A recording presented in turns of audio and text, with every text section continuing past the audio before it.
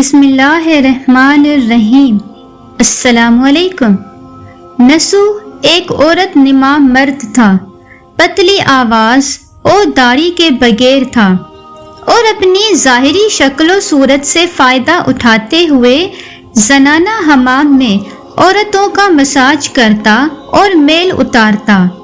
کوئی بھی اس کی حقیقت نہیں جانتا تھا، ہر کوئی اس کو عورت سمجھتا۔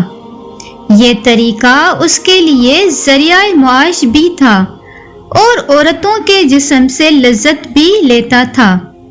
کئی بار ضمیر کے ملامت کرنے پر اس نے اس کام سے توبہ بھی کی، لیکن ہمیشہ توبہ توڑ دیتا۔ ایک دن بادشاہ کی بیٹی نسو کے حمام میں مساج کرانے آئی اور مساج کرانے کے بعد پتہ چلا کہ اس کا ایک قیمتی ہیرا گم ہو گیا ہے۔ بادشاہ کی بیٹی نے حکم دیا کہ سب کی تلاشی لی جائے۔ سب کی تلاشی لی گئی، لیکن ہیرا نہیں ملا۔ نسو رسوائی کے ڈر سے ایک جگہ چھپ گیا کہ کہیں میری تلاشی لی گئی تو میرا راز فاش ہو جائے گا۔ جب اس نے دیکھا کہ شہزادی کی کنیزیں مجھے تلاش کر رہی ہیں تو سچے دل سے اللہ تعالیٰ کو پکارا اور اللہ تعالیٰ کی بارگاہ میں دل سے توبہ کی اور عہد کیا کہ اے اللہ، میں آئندہ کبھی بھی یہ کام نہیں کروں گا، بس آج میری لاج رکھ۔ اچانک باہر سے ایک کنیز نے آواز دی کہ نسو کو تلاش کرنا چھوڑ دو، ہیرا مل گیا ہے۔ نسو نم آنکھوں کے ساتھ باہر آیا اور شہزادی سے اجازت لے کر گھر گیا۔ نسو نے قدرت کا کرشمہ دیکھ لیا تھا اور ہمیشہ کے لیے اس کام سے توبہ کر لی۔ کئی دنوں سے حمام نہ جانے پر ایک دن شہزادی نے بلاوا بھیجا کہ حمام آ کر میرا مساج کرے، لیکن نسو نے بہانہ بنایا کہ میرے ہاتھ میں درد ہے، مجھ سے مساج نہیں ہوگا۔ اس کے بعد نسو کبھی حمام نہیں گیا۔ نسو نے دیکھا کہ اس شہر میں رہنا اس کے لیے مشکل ہے، سبھی عورتیں اس کے ہاتھ سے مساج کرانا پسند کرتی ہیں۔ اس نے جتنا بھی غلط طریقے سے کمایا تھا سب غریبوں میں بانٹ دیا اور شہر سے نکل کر کئی کلومیٹر دور ایک پہاڑی پر ڈیرا ڈال کر اللہ تعالیٰ کی عبادت میں مشغول ہو گیا۔ ایک دن اس کی نظر ایک بھینس پر پڑی جو اس کے قریب گھاس چر رہی تھی۔ اس نے سوچا کہ یہ کسی چرواہے سے بچھڑ گئی ہے، جب تک اس کا مالک نہ آئے تب تک میں اس کی دیکھ بھال کر لیتا ہوں، لہٰذا اس کی دیکھ بھال کرنے لگا۔ کچھ دن بعد بھینس نے بچہ دیا اور نسو اس کا دودھ استعمال کرنے لگا۔ عرصے بعد ایک تجارتی قافلہ راستہ بھول کر ادھر آ گیا۔ سارا قافلہ پیاس کی شدت سے نڈھال تھا۔ انہوں نے نسو سے پانی مانگا۔ نسو نے سب کو بھینس کا دودھ پلایا۔ قافلے والوں نے نسو سے شہر جانے کا راستہ پوچھا۔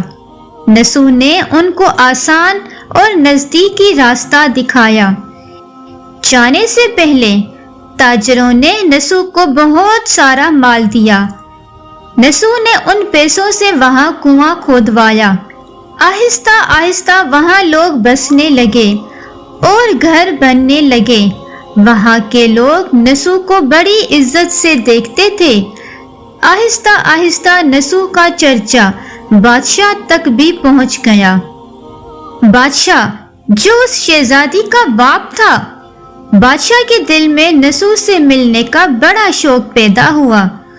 انہوں نے نسو کو پیغام بھیجا کہ بادشاہ سے ملنے دربار تشریف لے آئے۔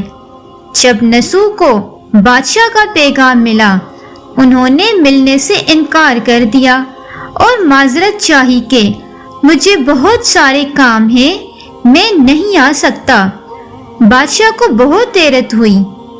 انہوں نے کہا کہ اگر نسو نہیں آ سکتا تو میں خود اس کے پاس جاؤں گا۔ جب بادشاہ نسو کے علاقے میں داخل ہوا، خدا کی طرف سے موت کے فرشتے کو حکم ہوا کہ بادشاہ کی روح قبض کر لے۔ اس زمانے کے رسم و رواج کے مطابق اور بادشاہ کے نسو کو ملنے کی وجہ سے لوگوں نے نسو کو تخت پر بٹھایا۔ نسو نے اپنے ملک میں عدل و انصاف کا نظام قائم کیا اور اسی شہزادی سے شادی کر لی۔ ایک دن نسو تخت پر بیٹھ کر لوگوں کی داد ستانی کر رہے تھے۔ ایک شخص آ کر کہنے لگا کہ کچھ سال پہلے میری بھینس گم ہو گئی تھی، آپ کی عدالت سے اپنی بھینس کا طلبگار ہوں۔ نسو نے کہا کہ تمہاری بھینس ہمارے پاس ہے، آج جو کچھ میرے پاس ہے وہ اس بھینس کی وجہ سے ہے۔ نسو نے حکم دیا کہ اس کے سارے مال اور دولت کا آدھا حصہ بھینس کے مالک کو دیا جائے۔ وہ شخص اللہ کے حکم سے کہنے لگا، اے نسو، جان لو نہ میں انسان ہوں اور نہ ہی وہ جانور بھینس ہے، بلکہ ہم دونوں فرشتے ہیں، تمہارا امتحان لینے آئے تھے۔ یہ سارا مال اور دولت تمہارے سچے دل سے توبہ کرنے کا نتیجہ ہے، یہ سب کچھ تمہیں مبارک ہو۔ پھر وہ دونوں فرشتے نظروں سے غائب ہو گئے۔ اسی وجہ سے سچے دل سے توبہ کرنے کو توبۃ النصوح کہتے ہیں۔ اللہ تعالی ہمیں توبۃ النصوح کرنے کی توفیق عطا فرمائے، آمین۔